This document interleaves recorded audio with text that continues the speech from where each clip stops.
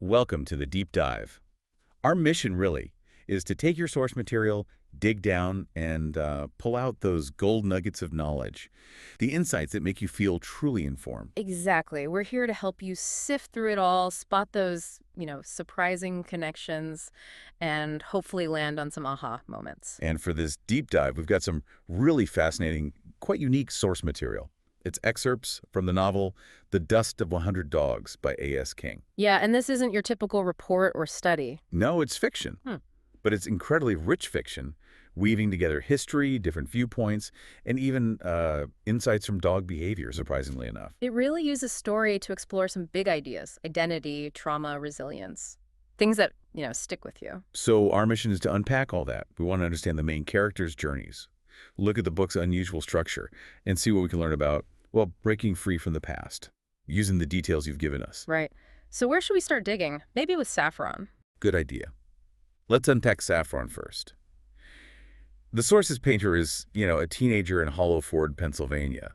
Seems ordinary, maybe, Yeah. but you quickly get this sense she feels different, profoundly so. Absolutely. And one of the first things that jumps out is just how smart she is, even from a really young age. It's almost unnatural. Like knowing things she couldn't possibly know. Exactly. Talking about places she's never visited, knowing all this history, languages. When she's barely in first grade, her parents just, well, they don't get it. And her home life sounds incredibly difficult. The sources mention parents who are really struggling. Yeah, her father's got the weight of Vietnam, her mother's dealing with her own childhood trauma, plus the secret about not being able to read that the family kind of covers up. Hmm. And then there's her older brother, Junior. Junior, described with serious drug problems, abusive behavior. He sounds like a constant source of stress and, frankly, fear in that house. Yeah, the other siblings are mentioned, Pat and Patricia, but Junior seems central to Saffron's day-to-day struggles. And on top of all that, there's this immense pressure specifically on Saffron. Because she's smart, her parents see her intelligence as, like, their lottery ticket, their way out. It's almost weaponized, isn't it? Her potential isn't just hers, it's this commodity for the family. You hear it in the mother's words. You have so much potential. And then that heavy one. We're counting on you, love. You'll be the first in our family to really do something. Wow. That is just a crushing weight for any teenager. Totally. And feeling so different, plus the family chaos, it just isolates her, doesn't it? Adults don't get her teachers, neighbors. She talks a bit to a therapist, Dr. Lambert, but keeps the really deep stuff hidden. The inexplicable stuff. Yeah. And this leads to this really intense inner life. She feels, what's the phrase? Trapped with the ignorant. Right. Looking down on her peers, even adults who seem caught up in things she sees as meaningless. And interestingly, or maybe disturbingly, this comes out in these violent daydreams. Slicing eyeballs, cutting ligaments. Yeah. It's pretty graphic. It feels less like she wants to do it and more like, I don't know, an expression of being utterly trapped. Maybe something boiling up from, well, somewhere else. A coping mechanism. Or something deeper, inherited even. Could be. The sources definitely show how tough things are. Junior's abuse, which the parents seem to minimize or ignore, even when Saffron tries to tell them. And that incident after prom, Junior stealing the wheelchair and pills from Sam's trailer. Right. Saffron knows it's him, tells her parents, they brush it off. Even though there are clues, other thefts, the police never pin that specific one on him. It speaks volumes about the denial in that family. And then they lose the house, which was huge for her mother, a symbol of safety.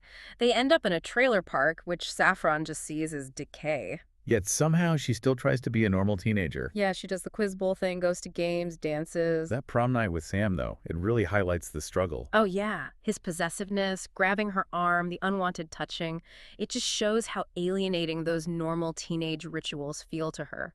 It's like she's going through the motions, but it doesn't fit. Exactly. So maybe a key insight here is how feeling so different internally, combined with such a difficult environment, creates this profound alienation. She's navigating it with this mix of sharp intellect and these really visceral, violent fantasies. And those attempts at normalcy just seem to throw her difference into sharper relief. That phrase, trapped with the ignorant, really captures it. It's not just teen angst, it's this specific isolation from carrying something others don't get. And through all this, she's valedictorian, which is incredible. It is, and her speech is all about doing what you want, not living up to expectations. Very telling. But the image of her parents at this speech, Oh, described as stoned, disheveled, not even listening. It's heartbreaking, but also clarifies why she has to leave. which she does. After Junior burns the house down, that house her mother clung to. And for Saffron, the fire isn't just destruction, it's almost freedom. Freedom from Hollow Ford, which she calls a ticket to nowhere. Freedom from her family's loserdom. It's a harsh way to put it, but you understand why she feels that way. Okay. So that's Saffron's world. Tough, complex, modern, but then the narrative just shifts completely. Yeah, it throws us back centuries into Emer's world, 17th century Ireland. Right in the middle of Cromwell's campaign.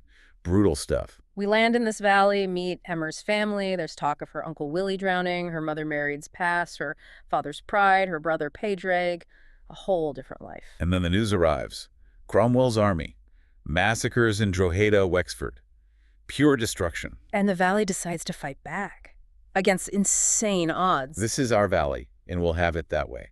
Brave, but tragic. The attack sounds horrific. Cannons, death everywhere. Emer sees it all from a lookout. The sources are graphic. Dead soldiers, horses, the farmer impaled, the burning church. People trapped inside. Her mother fighting, killing a soldier, then being killed. Her brother Padraig making that fatal run into the chaos. Just unimaginable trauma.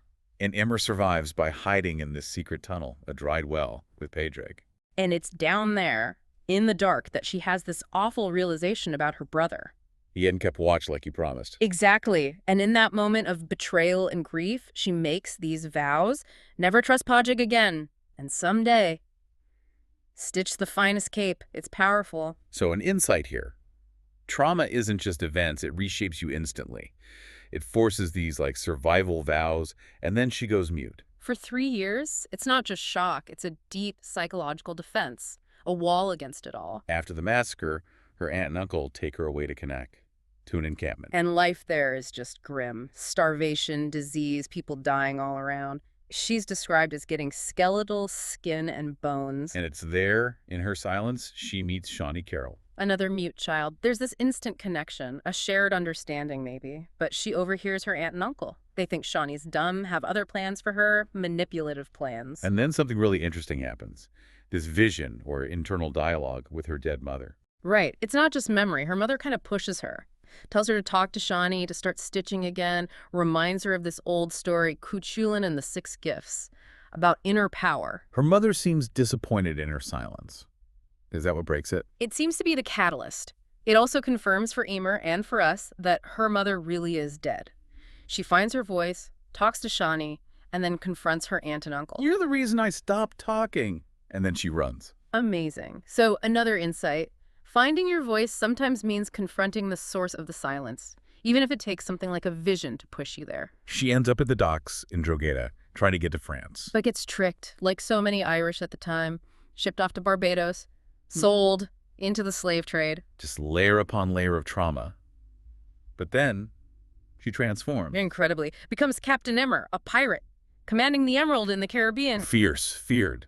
Recruiting, raiding Spanish ships, finding treasure, keeping her identity hidden from the crew mostly. It's an astonishing shift. From silent victim to powerful captain, and then who does she run into? Shawnee Carroll, in the Caribbean. He'd survived forced labor, become a Marine. Imagine his shock seeing her. Must have been unbelievable. But her life isn't without hardship. Even as a captain, she gets injured. Gangrene in her foot, loses some toes, has to rely on her first mate, David, and a doctor.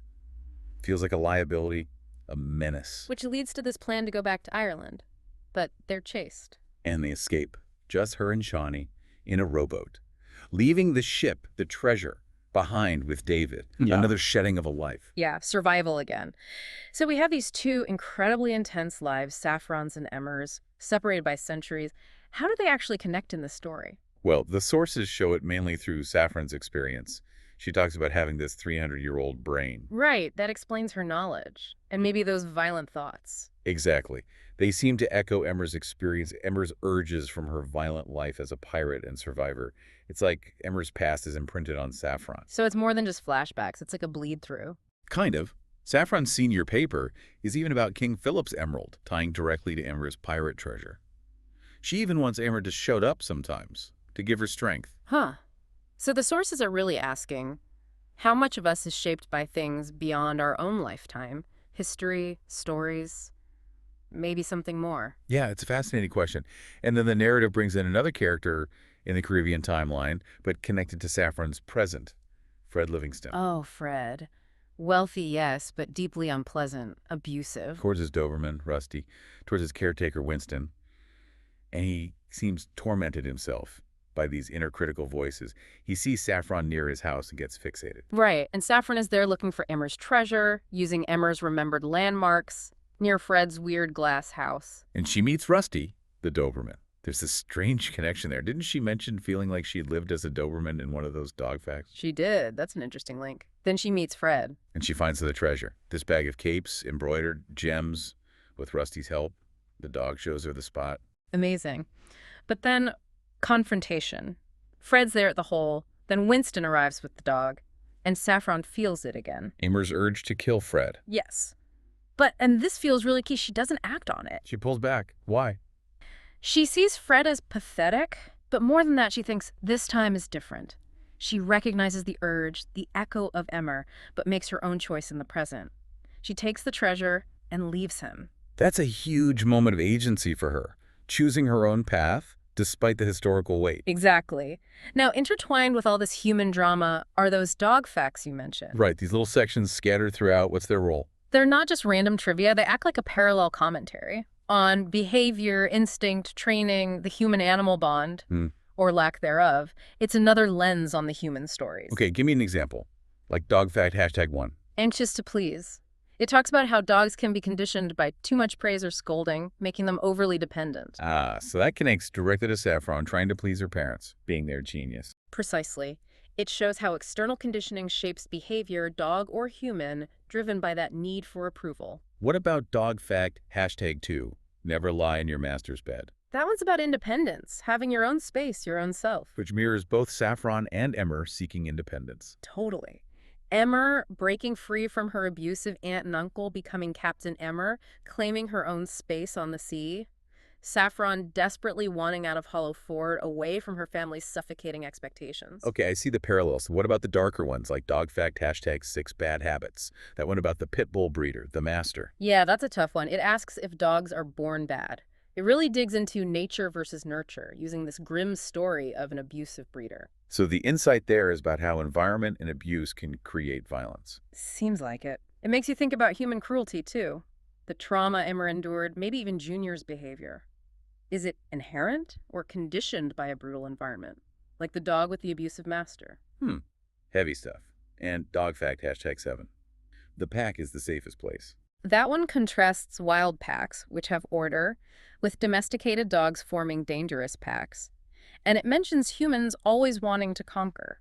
How does that connect? Well, think of the Irish Valley trying to be a protective pack, destroyed by Cromwell's conquering force. Emer then builds her own pirate pack.